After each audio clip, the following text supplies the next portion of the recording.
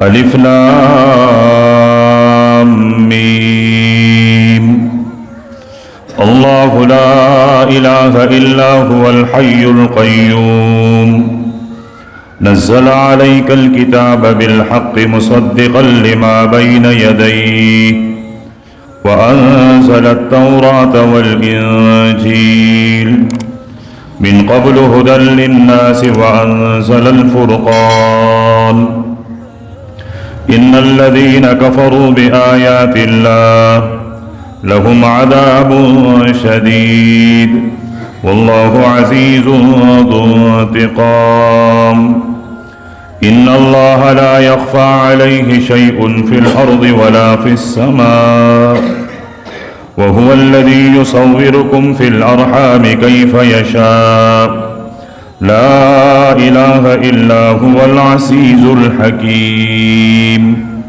تاریخ اس نام کو عام الوفود کے نام سے یاد کرتی ہے کہ اس سال آپ صلی اللہ علیہ وسلم کے پاس مختلف علاقوں سے،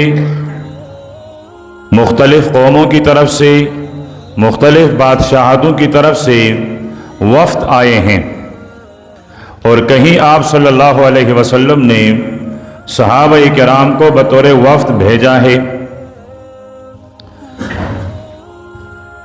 وفد کا معنی ہوتا ہے کہ علاقے کے، قوم کے، قبیلے کے، خاندان کے با اثر عزت سے دیکھے جانے والے لوگ وہ جمع ہو کر کسی کے پاس جائیں اور ان کے سامنے اپنا مدعا بیان کریں، اور جن کے پاس جائیں ان سے یہ طمع رکھیں کہ وہ ہماری بات کو فوقیت دیں گے، ہماری بات کو وقت دیں گے، اور ہماری بات کو سن کر جو ہم چاہتے ہیں اس طرح کا فیصلہ کریں گے۔ تو ایک تو وفد میں آنے والے لوگوں نے آپ سے کیا کہا، اللہ کے پیارے پیغمبر نے کیا فرمایا، اور دوسری بنیادی بات کہ ان وفود میں اکثریت غیر مسلموں کی ہیں، تو میرے پیغمبر کا ان کے ساتھ رویہ کیا رہا ہے۔ اس سال مدینہ منورہ میں جتنے وفد آتے رہے تو آپ صلی اللہ علیہ وسلم مسجد نبوی کے صحن میں ان کے لیے خیمے لگوایا کرتے تھے۔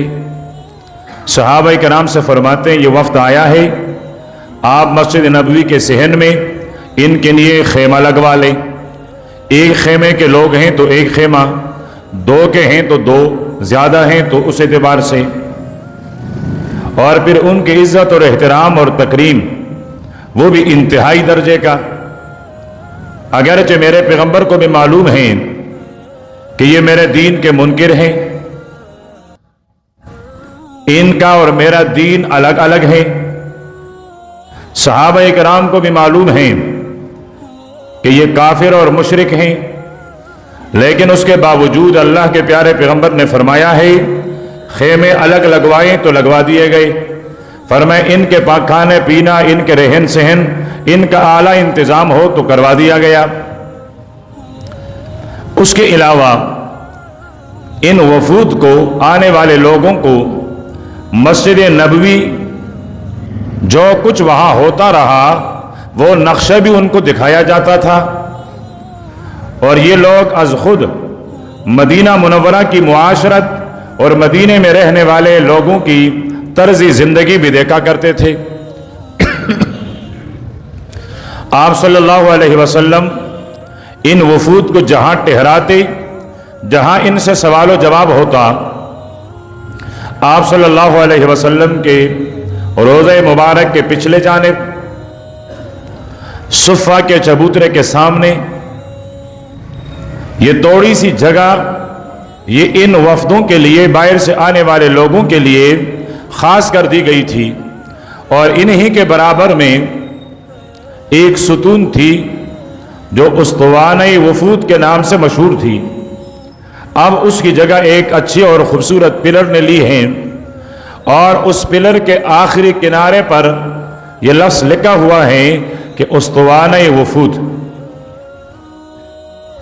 اسی کے برابر میں استوانہ عائشہ بھی ہیں رضی اللہ تعالی عنہ، اسی کے ساتھ استوانہ ابو لبابہ بھی ہیں رضی اللہ تعالی عنہ، اور یہاں استن حنانہ بھی ہیں کہ وہ کھجور کا تھنا جس کے ممبر بننے سے پہلے میرے پیغمبر تکیہ لگایا کرتے تھے، اور جب ممبر پر تشریف لائے تو وہ رونے لگی، اللہ کے پیارے پیغمبر نے اٹھ کر ان کو خاموش کرایا، تو اس جگہ بھی ایک ستون ایک پلر کھڑی ہیں اور اسے کہا جاتا ہے استن حنانہ۔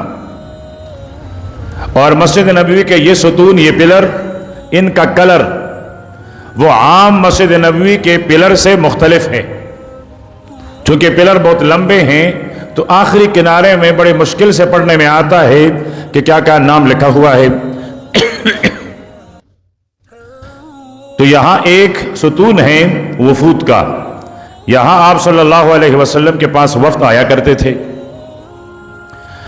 اس سال بہت سارے وفد آئے ہیں، جو چیدہ وفد ہیں ان کا تذکرہ کروں گا۔ ایک وفد آیا ہے نجران کے علاقے سے، اور تقریباً افراد کے اعتبار سے میرے پیغمبر کے دربار مبارک میں آنے والے وفود میں یہ سب سے زیادہ تعداد کے لوگ تھے، 60 آدمی تھے، اور یہ 60 آدمی کوئی عام نہیں، ان کا مذہب عیسائیت تھا، اور یہ عیسائیوں کے چیدہ لوگ، ان کے مذہبی لوگ، ان کی کتاب انجیل کے پڑھے لکھے لوگ، وہ لوگ ان میں شامل تھے۔ دنیاوی اعتبار سے عیسائیوں کے جو قبیلے ہیں ان کے سردار ان میں شامل تھے، تجارتی اعتبار سے جو عیسائیوں کے بڑے بڑے تاجر تھے وہ اس وفد میں شامل تھے۔ یہ وفد مسجد نبوی میں آیا، ان کے لیے خیمے لگوائے گئے، ان کے رہن سہن کا انتظام کروا کر آپ صلی اللہ علیہ وسلم نے جب ان کو بلایا کہ جی آپ کس سلسلے میں آنا ہوا، آپ کا مدعا کیا ہے، تو انہوں نے کہا ہم مذہب کے اعتبار سے عیسائی ہیں، اور ہم حضرت عیسیٰ علیہ السلام کو اللہ کا بیٹا مانتے ہیں، اور الوہیت میں ان کو شریک اور شامل مانتے ہیں۔ ہمارا عقیدہ یہ ہے، عیسائی کہتے ہیں کہ حضرت عیسیٰ علیہ السلام اللہ کے بیٹے ہیں، اور اس پر ہمارے پاس دلیل یہ ہے کہ حضرت عیسیٰ علیہ السلام کا کوئی باپ نہیں، کوئی والد نہیں، اور دنیا میں بغیر والد کا کوئی پیدا نہیں ہوا، تو جب یہ بغیر والد کے ہیں تو لازمی نتیجہ یہی نکلا کہ ان کا والد نعوذ باللہ اللہ پاک ہیں، تو ہم ان کو اللہ کا بیٹا مانتے ہیں۔ پھر یہ 3 ہستیاں ہیں، ایک اللہ پاک کی ذات ہے، ایک سیدہ مریم ہیں، اور ایک ان کے بیٹے حضرت عیسیٰ ہیں۔ یہ تینوں الوہیت میں، خدا ہونے میں مشترک ہیں،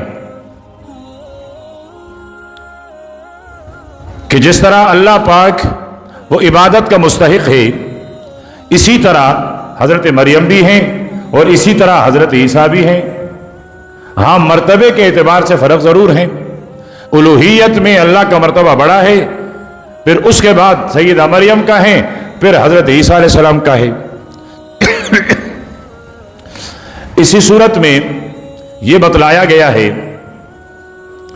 کہ اگر تمہاری دلیل یہ ہے کہ حضرت عیسیٰ علیہ السلام کا والد نہیں ہے، اور بغیر والد کے اگر کوئی بیٹا پیدا ہو جائے تو وہ اللہ کا بیٹا ہوتا ہے، تو پھر تو حضرت آدم علیہ السلام بھی اللہ کے بیٹے ہونے چاہیے۔ یہاں تو حضرت عیسیٰ کی ماں ہیں، والد نہیں ہیں، وہاں تو حضرت عیسیٰ آدم علیہ السلام کا نہ والد ہیں اور نہ ان کا والدہ۔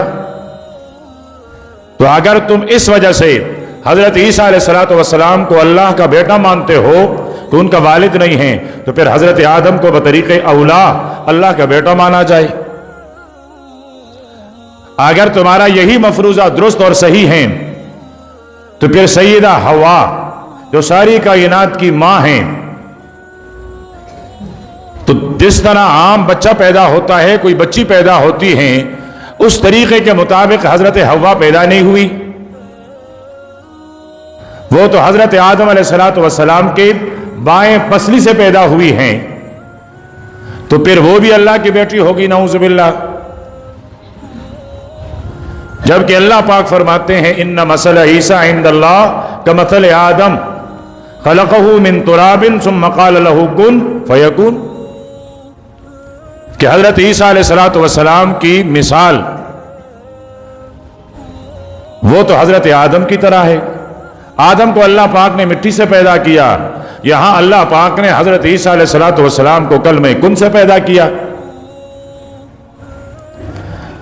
پھر آپ صلی اللہ علیہ وسلم نے پوچھا کہ آپ یہ تو مانتے ہوں گے کہ بیٹا اپنے باپ کے مشابہ ہوتا ہے،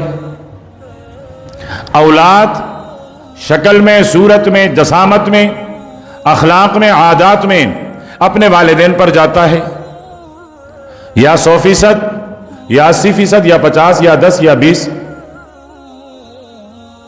لیکن اولاد اور والد کسی نہ کسی طریقے سے مشابہ ہوتے ہیں. ان کا آپس میں مشابہت اور مشاکلت یہ تو ضرور ہوا کرتا ہے. انہوں نے کہا بالکل. تو اللہ کے پیارے پیغمبر نے ارشاد فرمایا کہ اللہ پاک تو فرماتے ہیں لیس کمثلہ شیء، اللہ پاک کی طرح تو کوئی ہے ہی نہیں. جب اللہ پاک کا کوئی مشابہ ہی نہیں ہے، جو اللہ پاک کی طرح ہے کوئی نہیں، تو پھر حضرت عیسیٰ اس کا بیٹا کیسے ہو گئے؟ اگر حضرت عیسیٰ علیہ السلام اللہ کے بیٹے ہوتے تو اللہ کی طرح ہوتے. تو اللہ خود فرماتے ہیں کہ لیس کمثلہ شیء، میرے طرح میرے مثل تو کوئی ہے ہی نہیں. پھر اللہ کے پیارے پیغمبر نے ارشاد فرمایا تم یہ بھی تو مانتے ہو کہ اللہ پاک نہ کھاتا ہے، نہ پیتا ہے، نہ سوتا ہے، نہ اونگتا ہے، نہ اس پر فنا آتی ہے، نہ اس پر زوال آتا ہے، نہ اس پر فنا آئی ہے، نہ اس پر زوال آیا ہے. وہ دنیا والوں کی جتنی حاجتیں ہیں ان تمام حاجتوں سے مستغنی، بے پرواہ ہے. انہوں نے کہا جی ہاں ہم یہ مانتے ہیں اللہ کے بارے میں. تو آپ نے فرمایا حضرت عیسیٰ علیہ السلام دنیا میں کھاتے بھی رہیں، پیتے بھی رہیں. اللہ پاک لم یلد ولم یولد، ولادت کے مراحل سے گزرے نہیں. تم خود کہتے ہو کہ حضرت عیسیٰ علیہ السلام سیدہ مریم کے پیٹ میں پلے ہیں، تو ظاہر بات ہے جب تک بے پیٹ میں پلے ہیں تب تک انہوں نے غذا استعمال کی ہوگی. جب دنیا میں آئے ہیں تو والدہ کو بھی کھانے کی ضرورت پڑی ہے، تو اللہ پاک نے حکم دیا ہے وَهُزِّي إِلَيْكِ بِجِذْعِ النَّخْلَةِ تُسَاقِطُ عَلَيْكِ رُطَبًا جَنِيًّا، یہ جو درخت ہیں کھجور کا، اس کے تنے کو حرکت دیجئے. کھجوریں پکی ہیں، پکی ہوئی کھجوریں نکلیں گی، نیچے آئیں گی، کھاتی رہے. اور قریب میں چشمہ ہے، اس کا پانی پیتی رہے. تو اب اگر سیدہ مریم بھی الوہیت میں شامل ہیں تو کھاتی بھی ہیں، پیتی بھی ہیں. اور اللہ پاک تو نہ کھاتا اور نہ پیتا ہے. پھر حضرت عیسیٰ علیہ السلام اس کو دودھ بھی پلایا گیا ہے، بڑے ہو کر اس کو کھانا بھی کھلایا گیا ہے. تو اگر یہ اللہ کے بیٹے ہوتے تو جن چیزوں سے اللہ پاک پاک ہیں ان چیزوں سے حضرت عیسیٰ علیہ السلام بھی پاک ہوتے. سب سے بڑی بات اللہ پاک کی ذات پر فنا نہیں آتی، اور حضرت عیسیٰ علیہ السلام یاتی علیہ الفنا، اس پر فنا آئے گا.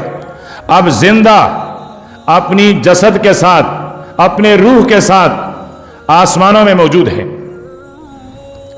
آئے گا زمین میں جب میرا رب چاہے گا، وہ عرصہ گزارے گا جتنا عرصہ میرا رب اس کو دنیا میں رکھنا چاہے گا. بڑے بڑے کارنامے سر انجام دے گا، اور پھر جا کر میرے حبیب کے پہلو مبارک میں سو جائے گا. تو اگر الہ ہوتا، معبود ہوتا، تو یہ تمام چیزیں ان پر نہ آتی. اس سورہ آل عمران میں کم و بیش اللہ پاک نے حضرت عیسیٰ علیہ السلام کے عبد ہونے پر، آپ کے بندے ہونے پر، مخلوق ہونے پر، عابد ہونے پر تقریباً 70 سے زائد دلائل پیش کیے ہیں. یہ تو میں نے خلاصہ عرض کر دیا تو یہ خاموش ہوئے.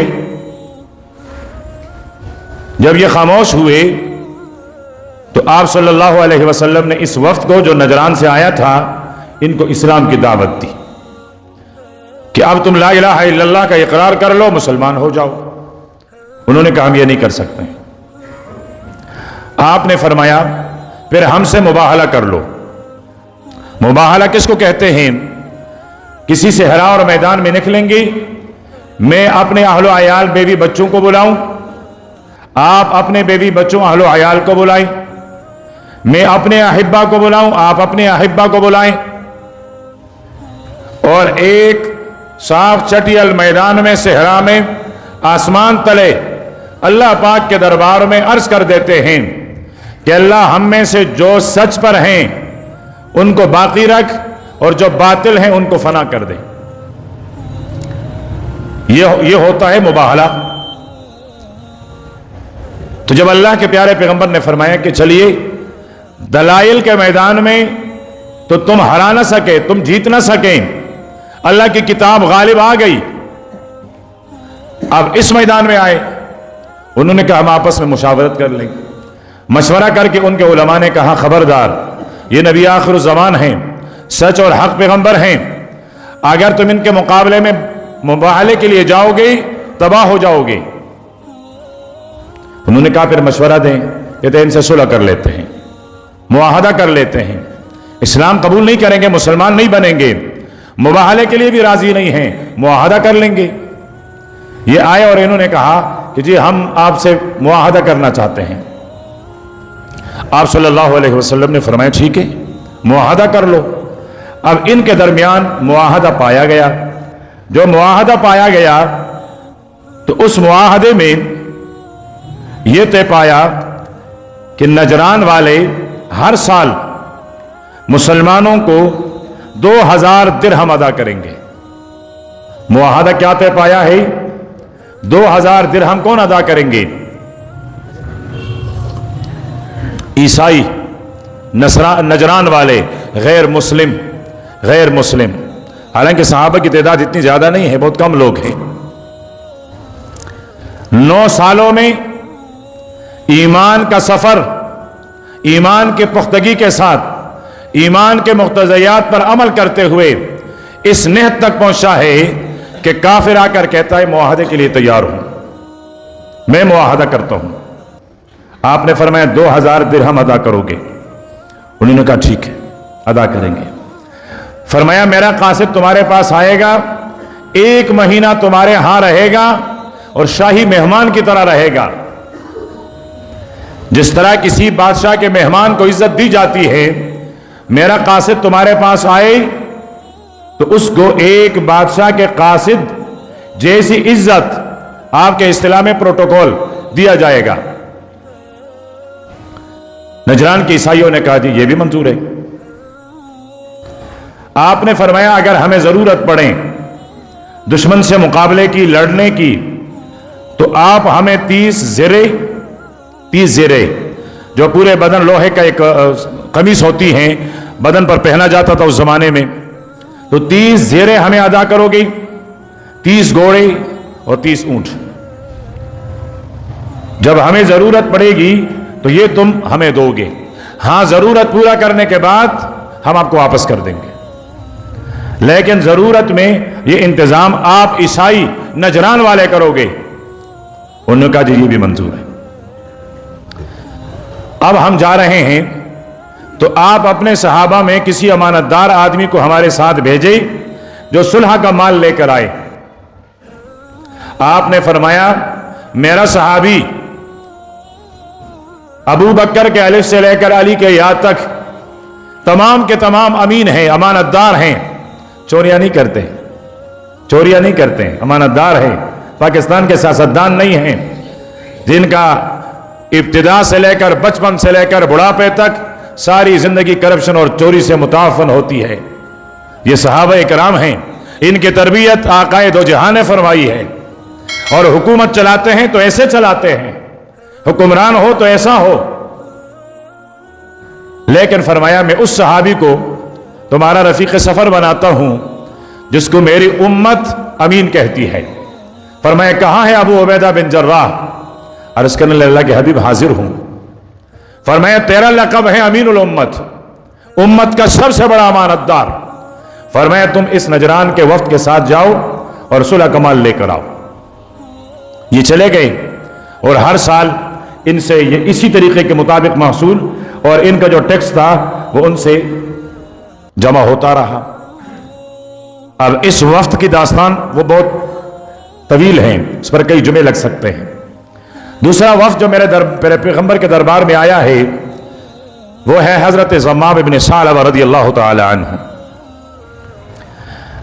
انہوں نے آ کر آپ صلی اللہ علیہ وسلم سے پہلا سوال یہ کیا ہے کہ آپ اللہ کے رسول ہیں؟ آپ نے فرمایا جی میں اللہ کا رسول ہوں۔ زمین و آسمان جس نے پیدا کیے اس ذات کے رسول ہیں؟ آپ نے فرمایا اسی ذات کا رسول ہوں۔ کیا حکم دیتے ہیں؟ اللہ کے نبی نے فرمایا نمازوں کا حکم دیتا ہوں، روزے کا حکم دیتا ہوں اور زکوٰۃ کا حکم دیتا ہوں۔ اسلام کے جتنے بنیاد ہے وہ بنیاد بتلا دیے۔ سننے کے بعد انہوں نے کہا کہ ٹھیک ہے، لا ازید علیہن ولا انقص، نہ ہم ان پر کوئی زیادتی کریں گے نہ ان میں کوئی کوتاہی اور کمی کریں گے۔ جب یہ چل پڑے تو آپ صلی اللہ علیہ وسلم نے فرمایا اگر ان لوگوں نے اپنا وعدہ سچا کر دکھایا تو یہ کامیاب ہے۔ یہ ضمام بن ثعلبہ وہ صحابی ہیں کہ جب میرے پیغمبر طائف کے میلے میں ایک ایک خیمے میں جاتے اور اللہ پاک کی وحدانیت کی دعوت دیتے اور ایک سرخ رنگ کا بوڑھا وہ پتھر اٹھا اٹھا کر میرے پیغمبر کو مارتے رہتے تھے، تو آپ صلی اللہ علیہ وسلم اس کے خیمے میں گئی تو وہ بوڑھا پتھر اٹھایا اس کے خیمے میں بھی گیا، جیسے اس نے پتھر مارنی چاہی اس نے ہاتھ پکڑا، اس نے کہا میرا مہمان ہے، میرے خیمے میں ہے، خبردار، صحیح بات کرتا ہے غلط بات کرتا ہے وہ الگ، لیکن میرا مہمان ہے، خیمے سے باہر ہو جو تمہاری مرضی لیکن خیمے کے اندر میرا مہمان ہے۔ اسلام چاہتا ہے غیرت اور حمیت، اور اللہ پاک ایمان کے لیے بھی اس انسان کا انتخاب فرماتے ہیں جس کے اندر جرت موجود ہوتی ہے۔ حالانکہ اس وقت اس نے ایمان قبول نہیں کیا، دعوت سنی اور آپ کے چہرے مبارک کو دھویا، آپ کا اکرام کیا، بوڑھا چلا گیا، آپ کو خیمے سے باہر کیا، آپ چلے گئے۔ ایک عرصے کے بعد آئے، عرض کیا اللہ کے حبیب آپ نے مجھے پہچانا؟ فرمایا نہیں۔ فرمایا اوکاس کے میلے میں جب ایک بوڑھا آپ کے پیچھے جا رہا تھا، پتھر مار رہا تھا، آپ خیمے میں آئے، میری اس سے ٹکرا؟ فرمایا ہاں۔ فرمایا میں وہ ہوں ضمام، اسلام قبول کرنے کے لیے آیا ہوں۔ اللہ کے نبی نے فرمایا میں اس وقت سمجھ گیا تھا کہ تیری اس حمیت اور غیرت کی وجہ سے اللہ ضرور تیرے دل میں اسلام ڈالے گا، ایمان تجھے ضرور ملے گی، میں اس وقت سمجھ گیا تھا۔ پھر پوچھا وہ بوڑھا کون تھا؟ اللہ کے نبی نے فرمایا کوئی غیر نہیں تھا، وہ میرے خون کا رشتے کا تھا، اور وہ میری پیدائش پر اتنا خوش ہوا تھا، اس نے میلاد منا کر وہ اپنی باندی بھی آزاد کروائی تھی، وہ کوئی اور نہیں تھا، وہ میرا چاچا ابو لہب تھا۔ تو یہی ضمام بن ثعلبہ اپنے قبیلے کو، خاندان کے سرکردہ لوگوں کو لے کر آپ کے پاس آئے اور آپ نے یہ بات ارشاد فرمائی اور آپ چلے گئے۔ ایک وفد جس کو کہا جاتا ہے وفد ابی زرین یا رزین، عقیل قبیلے سے آئے ہیں، انہوں نے بھی آ کر سوال کیا ہے ایمان کیا ہے؟ تو ایمان کے بارے میں بتلایا کہ اللہ پاک کی وحدانیت کو ماننا ہے، پیارے پیغمبر کی رسالت کو ماننا ہے، اور اللہ کے رسول کے ساتھ محبت کرنا ہے، اور ہر حال میں اللہ پاک کو کسی مخلوق کو شریک کرنے سے اپنے آپ کو بچائے رکھنا ہے۔ تو انہوں نے بھی آپ صلی اللہ علیہ وسلم کی بات رکھنے اور ماننے کا عہد کر کے یہ بھی آپ کے دربار مبارک سے چلے گئے ہیں۔ پھر ایک دوسرا وفد آیا ہے جس کو وفد عبد القیس کے نام سے جانا جاتا ہے۔ آپ صلی اللہ علیہ وسلم نے وفد عبد القیس کو 4 چیزوں کا حکم دیا ہے۔ یہ وفد بہت زیادہ مشہور ہے، حدیث کی تمام کتابوں میں اس کا تذکرہ ملتا ہے۔ 4 چیزوں میں سے اللہ پاک کی وحدانیت، پیارے پیغمبر کی رسالت اور نماز اور زکوٰۃ کو حکم دیا ہے۔ شاید رمضان کے روزے اس وقت فرض نہیں تھے، یا رمضان کے روزے پہلے سے رکھے جا رہے تھے، اور ایک روایت کے مطابق اسلام کے بنیادی 5 ارکان کا حکم دیا گیا تھا اور اس میں رمضان بھی شامل تھا۔ اور مال غنیمت میں سے ان سے کہا گیا کہ خمس بھی ادا کرو گے، 5واں حصہ ادا کرو گے۔ اور پھر آپ صلی اللہ علیہ وسلم نے ان کو 4 قسم کے برتنوں سے منع فرمایا ہے، اور یہ 4 قسم کے برتنیں زمانے جاہلیت میں ان میں شراب تیار کی جاتی تھی، تو شراب کو تو پہلے حرام کر دیا گیا تھا، لیکن فرمایا وہ برتن استعمال کرو گے وہ زمانہ یاد آئے گا، کہیں دوبارہ تم ان کی طرف مائل نہ ہو جاؤ، تو ان 4 قسم کے برتنوں ان کے استعمال سے بھی منع کیا۔ دبا، خالی کدو، لوکی، بڑی والی جس کی وہ سراہی نما، دیہات میں اس کو خشک کیا جاتا تھا، درمیان میں سے خالی کیا جاتا تھا، اور اس میں گھی بھی رکھا جاتا تھا، شہد بھی رکھا جاتا تھا، اور بھی بہت سارے چیزیں، تو فرمایا اس کے استعمال سے منع کیا۔ حنتم، یہ بھی ایک برتن ہوتا تھا، تلائی کیا کرتے تھے، اس سے بھی منع کیا گیا۔ اور اسی طرح نقیر اور مزفت، یہ تقریباً کسی کھجور کے تنے کو اوپر سے کاٹ کے نیچے سے کاٹ کے درمیان میں سے خالی کر دیا جاتا تھا، کسی کو قلائی کیا جاتا تھا، کسی میں ترکول لگائے جاتے تھے، تو اس طرح کے برتن، اس میں نبیذ رکھا جاتا تھا، سرکہ جسے کہتے ہیں سرکہ رکھا جاتا تھا، اور اس سے آخر میں جا کر شراب بنتا تھا۔ تو ان برتنوں سے ان کو منع کیا گیا کہ ان چیزوں کا تمہیں حکم دیا گیا ہے اور ان چیزوں سے منع کیا گیا ہے، انہوں نے بھی اقرار کیا۔ اس کے بعد اگلا وفد جو آیا ہے وہ بڑا عجیب ہے، انہوں نے آپ صلی اللہ علیہ وسلم سے سوالات بھی کیے ہیں، پھر آپ صلی اللہ علیہ وسلم نے ان سے پوچھا کہ تمہاری اپنی قومی عادتیں کیا ہیں، تو انہوں نے اپنی عادتیں بتائی ہیں۔ فرمایا میرے قاصد تمہارے پاس آئے ہیں، تو انہوں نے کیا بتایا ہے، انہوں نے پیغمبر کی قاصدوں کی بات بتائی ہے۔ پھر اللہ کے پیارے پیغمبر نے خود بھی ان کو کچھ چیزوں کا پابند بنایا ہے، اور فرمایا کہ یہ ایسے لوگ ہیں اگر نبوت کا سلسلہ چل رہا ہوتا کادوا ان یکونوا انبیاء، یہ تو نبی ہوتے ہیں۔ اب یہ وفد کہاں سے آیا تھا، انہوں نے کیا سوال کی، زندگی رہی تو آئندہ نشست میں عرض کر دی جائے گی۔